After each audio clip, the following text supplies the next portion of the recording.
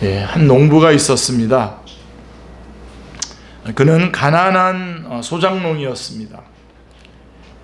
그는 주인에게 밭을 소작받아서 농사를 열심히 지었습니다. 그러나 별로 남는 게 없었습니다. 다른 물가들은 다 올라가는데 곡물 가격은 항상 제자리였기 때문입니다. 매일매일 사는 것이 고달팠습니다. 그렇다고 농사를 놓을 수가 없었습니다. 그것 외에는 달리 살 길이 없었기 때문입니다. 자, 그날도 이제 그는 새벽에 일찍 일어나서 밭으로 갔습니다. 한 해의 농사를 새로 시작하기 위해서였습니다. 늘 맞이하는 새벽이었지만 그날의 새벽은 좀 남달랐습니다. 신선한 공기가 그의 폐부를 일깨워 주면서 발걸음에 힘을 더해주는 것 같았습니다. 어쩐지 한 해 농사가 잘 될 것만 같았습니다. 올해는 농사를 제대로 지어서 좀 밀린 빚도 청산하고 똑똑한 아들 좀 학원에도 좀 보내줘야지. 이제 그렇게 생각을 했죠. 그의 가슴은 희망으로 부풀었고 그의 얼굴에서는 미소가 환하게 번졌습니다. 그의 어깨와 팔다리의 근육이 불끈 솟았습니다. 그는 평소보다 힘있게 쟁긴 날을 땅속에 박고 우렁차게 이렷 하면서 소리를 치면서 소를 몰았습니다. 딱딱하게 굳어있던 흙이 쟁긴 날에서 밀려 사각사각 소리를 내며 속살을 드러냈습니다. 어느덧 농부의 얼굴에서는 굵은 땀방울이 흘러내렸습니다. 자, 그렇게 밭을 반쯤이나 갈았을까요? 쨍강 소리를 내면서 쟁긴 날에 뭔가가 걸렸습니다. 농부는 소를 멈추고 조심스럽게 흙을 헤쳐 보았습니다. 쟁긴 날에 받쳐서 깨진 사기 조각 몇 개를 드러내니까 큰 항아리가 모습을 드러냈습니다. 밭에 웬 항아리일까? 농부는 항아리 주변의 흙을 열심히 파헤쳐서 마침내 그것을 끄집어냈습니다. 항아리 안에 쌓인 흙을 찬찬히 긁어내던 농부는 하마터면 뒤로 자빠져 넘어질 뻔했습니다. 그 안에는 온갖 진귀한 보화가 가득 들어있었기 때문입니다. 먼 옛날 누군가가 이곳에 보화를 묻어두고 다시는 찾으러 오지 못했던 것 같습니다. 그동안 수많은 농부가 이 밭을 갈았지만 보화는 발견되지 않았습니다. 쟁긴 날 반쯤 더 밑에 묻혀 있었기 때문입니다. 그날은 기분이 좋아서 더 힘있게 이 쟁기질을 깊이 한 그날이기 때문에 이런 일이 일어난 것 같습니다. 그러니까 오늘 조금 더 깊이 밭을 갈게 된 것이 이런 뜻밖의 행운을 가져올 줄이야 누가 알았겠습니까? 자, 여러분, 우리가 이 농부라면 그 다음에 어떻게 해야죠? 누가 되었든 그 다음에는 똑같은 행동을 취할 것입니다. 일단 다시 숨겨두고 매우 기뻐하며 집으로 돌아갑니다. 그리고 자기가 가진 모든 것을 다 팝니다. 가재도구도 팔고 집도 팔고 적금도 깨고 심지어 농사일에 생명인 소도 팝니다. 싱글벙글 웃으면서 말입니다. 조금도 아까워하지 않습니다. 사람들은 미쳤다고 할 것입니다. 가족들조차 이해하지 못할 것입니다. 부인도 나와가지고 당신 미쳐도 단단히 미쳤군요. 비난을 할 것입니다. 자식들도 아빠 왜 그래? 도대체 왜 그러는 거예요? 더위 먹으신 거예요? 나 학원은 어떻게 해요? 이제 그렇게 눈물로 말릴 것입니다. 그러나 농부는 얼굴에서 미소를 지우지 않으면서 말할 뿐입니다. 좀 기다려봐라. 다 이유가 있어. 농부의 마음은 어디 있는 겁니까? 그 밭에. 그리고 그 감춰놓은 보화에 있는 것입니다.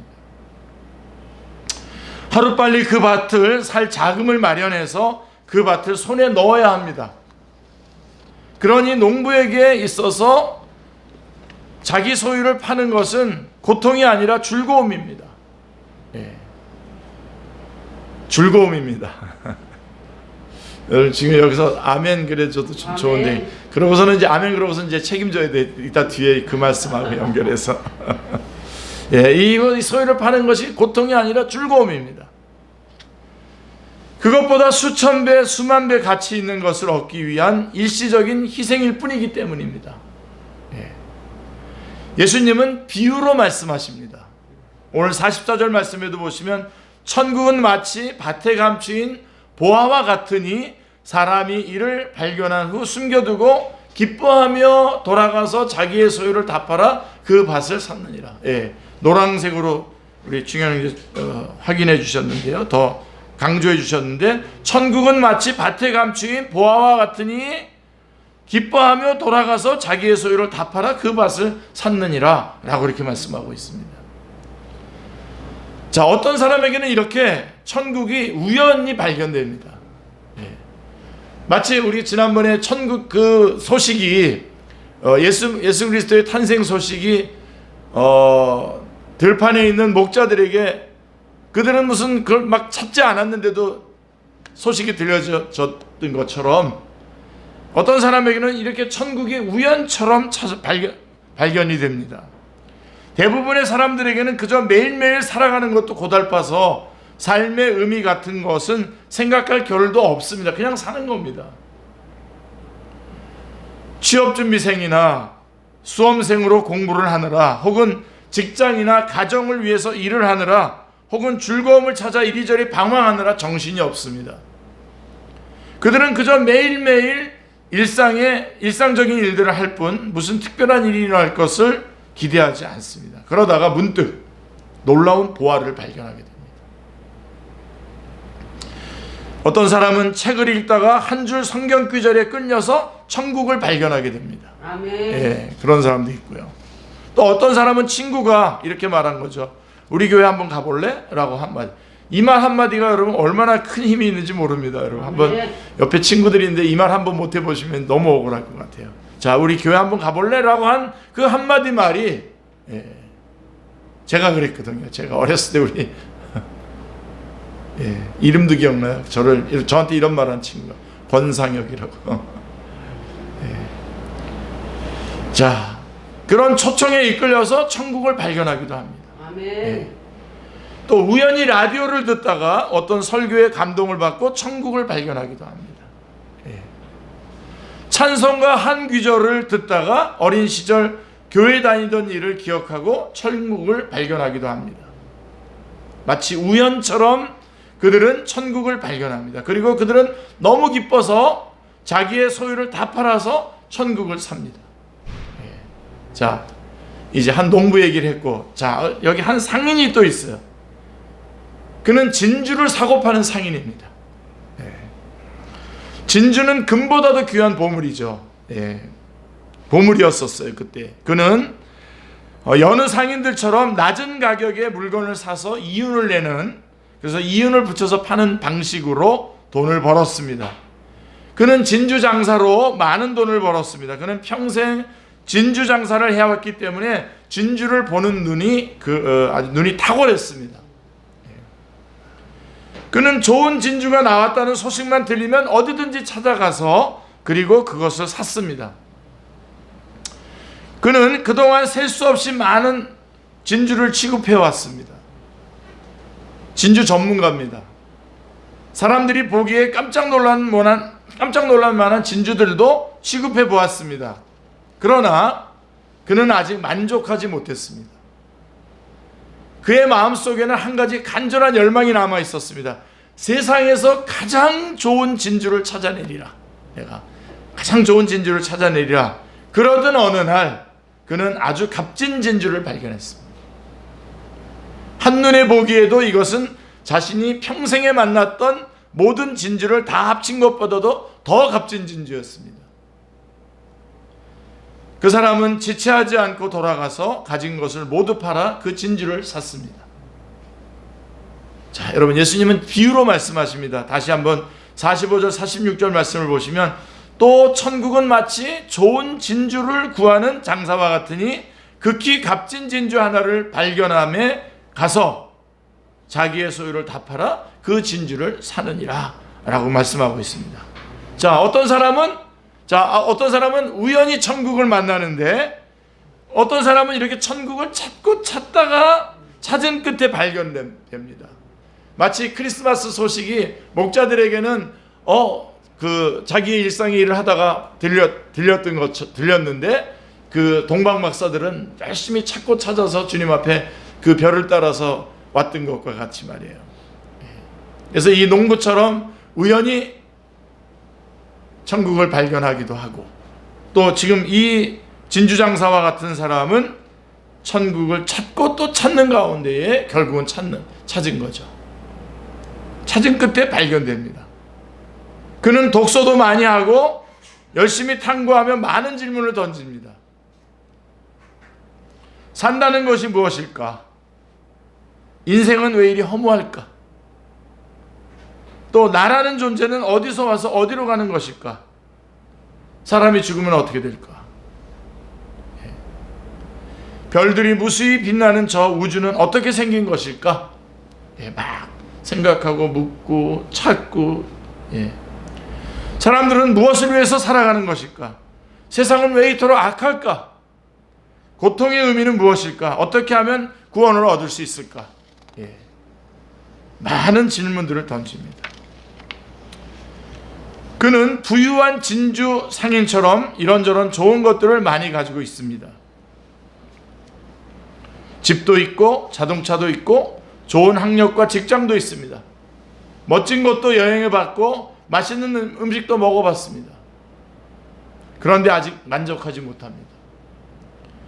그의 마음에는 늘 이런 것들 말고 뭔가가 더 있을 텐데, 내 인생 가운데 뭔가 이런 것들 말고 뭔가가 더 있을 텐데 라고 하는 생각으로 갈급함이 있습니다. 더 가치 있는 인생이 있을 것이다 생각하며 찾고 또 찾았습니다. 그러다가 마침 내 천국 복음을 듣고 마침내 천국 복음을 듣고 천국을 발견하게 됩니다. 아멘.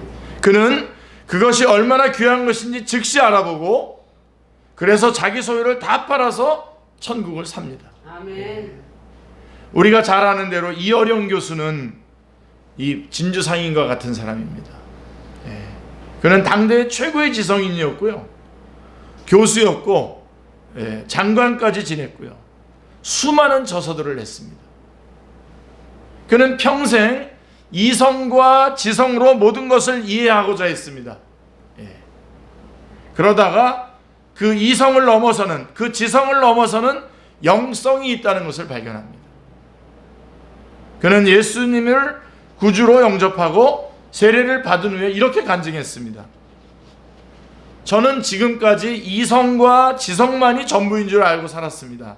그러나 이제는 영혼을 바라보면서 영성의 세계에 첫 발을 내디뎠습니다. 라고 이렇게 고백했습니다. 2022년에 작년에 천국에 들어가셨죠. 천국에 갈 때까지 천국을 향한 순례의 길을 가셨습니다.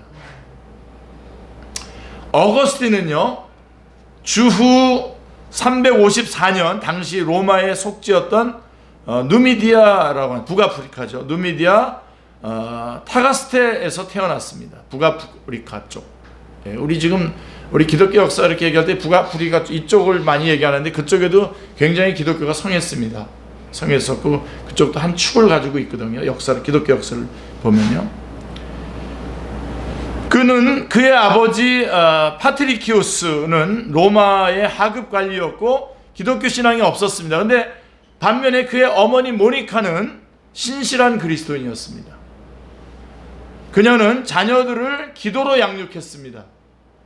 하지만 어거스틴은 부와 영성을 쫓아서 17살 때 칼타고로 유학을 떠났고 방탕한 생활이 시작이 되었습니다. 그곳에서 한 여인과 깊은 육체적인 관계를 가지고 아이까지 낳게 되었습니다. 그는 자신에 대해서 깊은 절망감을 느꼈습니다. 그 후 19세 때에 19살 때에 키케로의 호르텐시우스라고 하는 책을 읽고 철학과 진리에 대한 사랑에 빠지기 시작합니다. 이제 거기서 이제 그는 이렇게 사랑 고백을 했어요. 오 진리여, 오 진리여.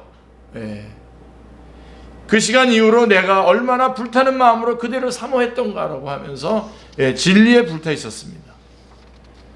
그때 그는 페르시아의 종교인 마니교에서 진리를 발견한 듯 했어요. 마니교에 무슨 진리가 있는 듯 했어요.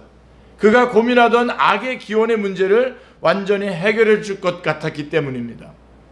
그러나 깊이 들어갈수록 마니교의 가르침이 그의 지적 공허감을 채워주지 못한다는 것을 발견했고, 결국 29살 때에 마니교를 떠납니다. 그리고 잠시 회의주의에 빠져 있었던 그는 당시 널리 읽히던 신플라톤주의의 원조인 플라티누스의 작품들을 섭렵하면서 신플라톤주의의 신비주의에 빠져듭니다. 신비주의.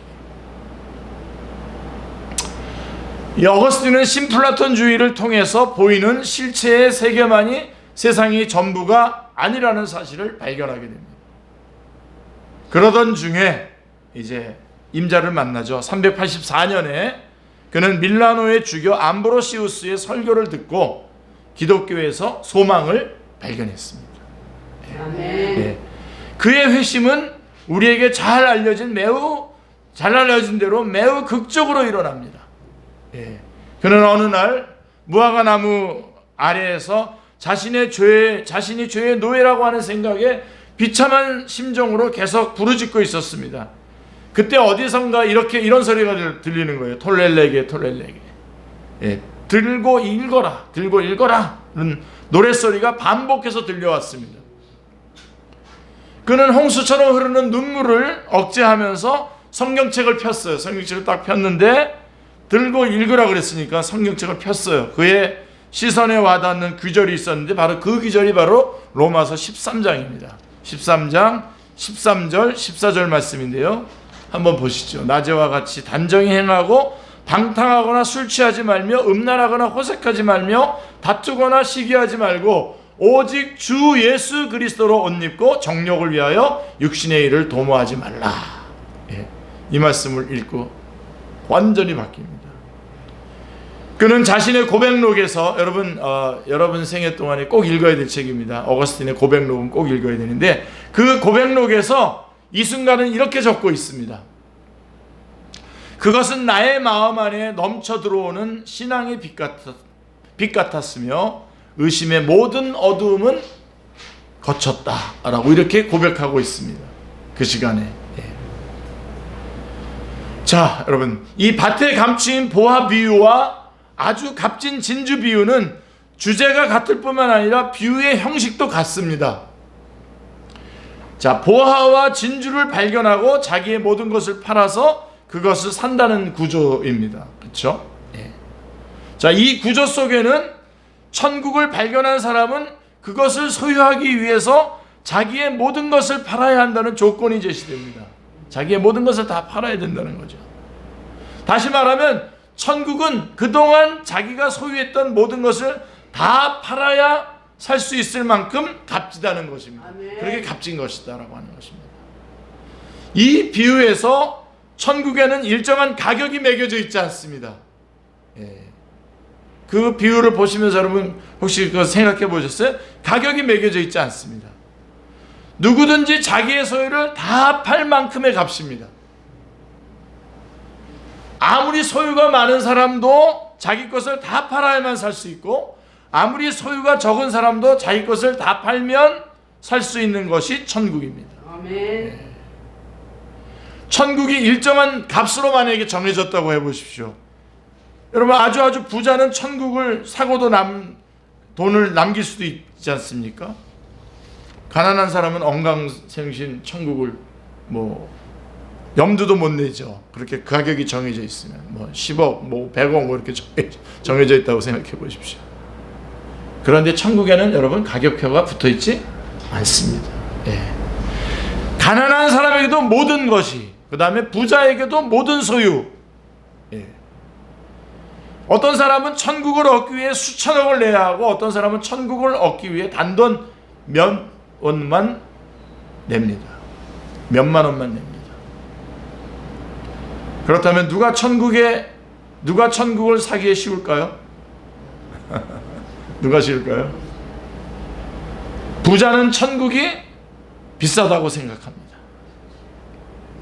그래서 부자가 천국에 들어가기가 낙타가 바늘 끼로 들어가는 것보다 다시 너에게 말하노니 낙타가 바늘기로 들어가는 것이 부자가 하나님의 나라에 들어가는 것보다 쉬우니라. 마태복음 19장 24절에 말씀하고 있습니다.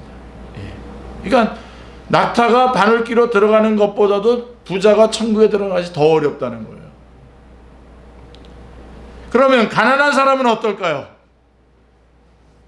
근데 여기도 마찬가지예요, 사실은. 단돈 몇만 원만 내면 되니까 쉽겠다고 생각하겠지만 꼭 그렇지 않습니다. 그 몇만 원은 그의 전 재산이고 그것마저 없으면 굶어 죽는다고 생각하기 때문에 가난한 자도 천국을 사기 위해서 자신의 모든 것을 팔기는 쉽지 않습니다. 자, 이제 우리는 이제 다 같은 선상에 서 있어요, 이제는. 그렇죠? 그렇다면 누가 천국을 살 수 있을까요? 누가 천국을 살 수 있을까요? 부자든 가난한 자든 상관없이 천국의 진정한 가치를 아는 사람만이 사게 되는 것입니다. 꼭 붙잡으시기 바랍니다. 그 사람만이 자기 것을 다 팔아 천국을 사게 됩니다. 여기서 우리는 자기 것을 다 판다라고 하는 의미를 좀 더 생각해 볼 필요가 있습니다. 자, 이 판다라고 하는 의미를 매매 관계로 이해하면 천국 비유를 이해하고 적용하는 데 문제가 생깁니다. 자, 내가 가진 모든 소유, 헌금, 집, 직장, 심지어 인간관계까지 다 버려라, 혹은 헌금해라, 혹은 기부해라, 이런 의미로 오해할 수 있기 때문입니다. 그런 게 아니라는 거죠. 이단들이 바로 이런 식으로 해요. 최근에 한 이단이 교주가 되는 사람, 교주도 아닌데 그 사람은 약간 자기도 은행에서 돈을 빌려서 이렇게 헌금을 하니까 뭐 1억씩 내라 그랬다나 그래요. 그래도 1억 내라 그래서 다행 아니에요? 근데 하여간 그것 때문에 지금 시끄러워요. 보니까 이단들이 그 교리나 이런 것 때문에 무너지지 않고요, 다 이 돈 문제 때문에 무너져요. 다 보면 나중에. 그러니까 어쨌든 이단들이 이런 식으로 이런 비유를 곡해해가지고 모든 것을 버리고 세상을 등지고 자신의 교파에 충성하도록 사람들을 미혹했죠. 그러니까 여기서 판다라고 하는 의미는 실질적인 매매 관계라고 이야기보다는 매매의 원리를 말하는 겁니다. 매매의 원리. 중요한 물건을 팔 때에 우리는 어떤 절차를 밟습니까? 계약서를 쓰죠. 계약서를 쓰고 돈을 받고 소유권 이전 등기까지 되어야 파는 행위가 종료가 됩니다. 그러므로 이 판다라고 하는 것은 우리가 가진 모든 소유의 소유권을 하나님께 이전한다라고 하는 겁니다. 그렇게 이해를 하셔야 됩니다. 그렇다면 왜 천국을 사기 위해 우리의 소유권이 하나님께 이전되어야 할까요? 그것은 천국의 본질과 아주 밀접한 관련이 있습니다. 천국이란 하나님의 통치권입니다. 하나님이 통치하는 겁니다. 하나님의 주권 하에다가 나의 모든 것을 맡긴다라고 하는 것이죠. 그게 바로 천국입니다. 이게 소유권입니다. 천국으로. 그래서 이게 바로 원리예요. 매매의 원리. 하나님께서 나를 통치하셔야 천국이 임합니다. 그런데 하나님께서 나를 통치하기 위해서는 내가 가진 모든 것을 하나님의 뜻대로, 하나님의 마음대로, 하나님의 목적대로 쓰시도록 내어드려야 합니다. 아멘이죠? 하나님께서 그분의 뜻대로 사용하시려면 하나님의 소유권이 보장되어야 합니다. 하나님의 것이어야 됩니다. 아멘. 예를 들어 하나님께서 내 시간을 쓰려고 해요. 하나님께서 내 시간을 쓰려고 해요. 사실 하나님 거니까. 그렇죠? 그런데 내가 안 됩니다. 이 시간은 제 것입니다 하고 내가 소유권을 주장한다면 하나님의 통치권이 내게 미칠 수가 없습니다.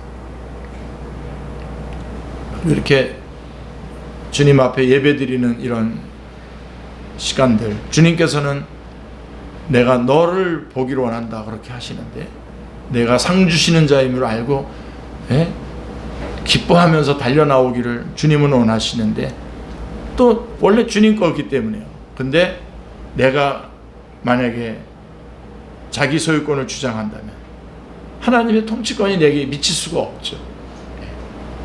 또 하나님께서 내 재물을 쓰시고자 해요. 내 재물을 쓰시고자 하시는데 안 됩니다. 이 돈은 제 것입니다. 내 마음대로 쓰겠습니다 하고 소유권을 주장한다면 하나님은 나의 재물을 하나님의 선한 뜻 가운데 쓰실 수 없을 것입니다. 그러므로 이 판다라고 하는 것은 내게 속한 모든 것, 시간, 물질, 관계, 심지어 내 생명의 소유권을 하나님께 넘기는 것입니다. 하나님께 넘기는 것입니다.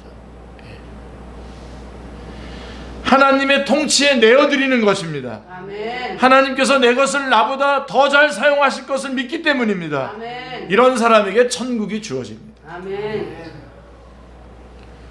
자, 이 두 비유에서 예수님은 하나님과 제자들 사이의 관계를 아주 독특하게 거래로 묘사하고 계십니다. 재밌지 않아요? 네. 하나님은 천국을 파십니다. 제자들은 자신들의 모든 것을 하나님께 값으로 지불합니다.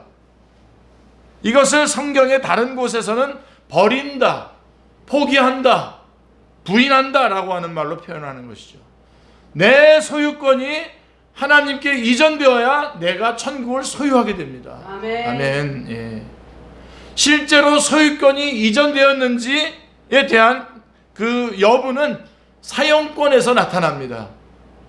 그러므로 우리가 천국을 구한다는 것은 하나님의 사용권을 존중하는 실제적인 표현인 것이죠. 실제적인 삶 속에서 하나님께서 나의 모든 것을 사용하시도록 내어드리는 것입니다. 시간을 사용할 때도 하나님께서 사용하시는 것처럼, 돈을 쓸 때에도 하나님께서 쓰시는 것처럼, 사람들과의 관계를 맺을 때에도 하나님께서 하시는 것처럼 사는 사람, 그 사람이 천국을 소유한 사람입니다. 아멘. 그렇다면 여러분, 제가 하나 예를 들어보면, 우리 정말 천국을 소유한 사람이라면 시장에 가서 상인들 뭐 하나 사면서 바득바득 깎지 않겠죠? 깎나요? 어떻게 하나요? 네. 네. 굉장히 좋아 보일 때도 있었었는데 지금은 생각하면 저거 저 사람 기쁘게 한번 그냥 좀 내주면 안 될까? 예. 그렇게 확 내니까요, 그 사람도 또 더 확 주더라고요. 예. 자, 한번 예를 들어 보겠습니다. 하루가 내 소유라고 생각하는 사람은, 이 하루가 내 소유라고 생각하는 사람은 아침에 눈을 뜨자마자 나 자신을 위해서 하루를 어떻게 사용할까 고민하면서 가끔은 의욕에 넘치기도 하지만 대부분은 스트레스를 받습니다. 이게 내가 나를 위해서 살아야 될 날이라면. 예. 그러나 나의 하루가 하나님의 소유라고 생각하는 사람은 아침에 눈을 뜨자마자 이렇게 기도하며 힘차게 하루를 출발할 것입니다. 아침 기도죠. 하나님, 새날을 허락해 주셔서 감사합니다. 오늘 하루도 주님을 위해 최선을 다하는 하루가 되게 하여 주시옵소서.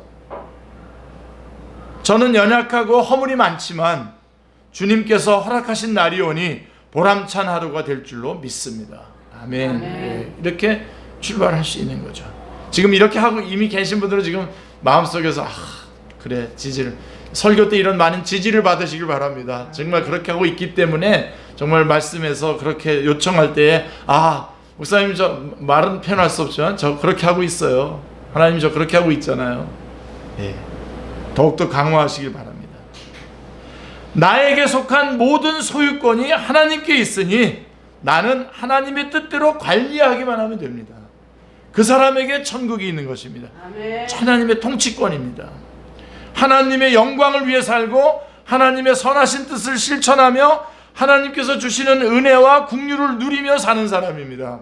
아멘. 인생에 많은 어려움과 고난과 역경이 있지만 항상 기뻐하고 감사하며 기도하며 사는 사람입니다. 아멘. 예수님을 믿고 천국을 소유한 우리 모두가 그런 사람이 되시기를 기도합니다. 아멘. 우리는 우리의 모든 것을 다 주고 보화를 산 사람들입니다. 아멘. 아멘입니다. 예. 그렇다면 지금 우리에게 남아있는 건 뭘까요? 우리의 모든 걸 다 주고 보화를 샀어요. 우리에게 남아있는 건 뭡니까? 이 보화이신 예수 그리스도. 예, 예수 그리스도. 이 보화는 예수 그리스도입니다. 아멘. 예. 빌립보서 1장 21절에서 사는 것이 그리스도니라고 고백한 것처럼, 예, 사는 것이 그리스도니. 여러분, 내가 모든 걸 다 주고 보화를 사서 예수 그리스도를 사서 나는 지금 나에게 남아 있는 게 예수 그리스도밖에 없기 때문에 내게 사는 것이 뭡니까? 그리스도입니다. 내게 사는 것이 그리스도니라고 고백한 사도 바울처럼 남은 생에 예수 그리스도로 살아가는 우리 모두가 되시기를 기도합니다. 아멘. 그렇게 2023년을 마무리하시고 2024년을 준비하시길 바랍니다. 아멘. 기도하겠습니다. 하나님, 감사합니다. 오늘도 저희에게 귀한 말씀 주시고 저희들의 남은 생에 주님에게 모든 소유권을 맡기고 주님의 뜻을 따라서 살아가기를 원합니다. 성령님 도와주시옵소서. 감사드리오며 주 예수 그리스도의 이름으로 기도드리옵나이다. 아멘.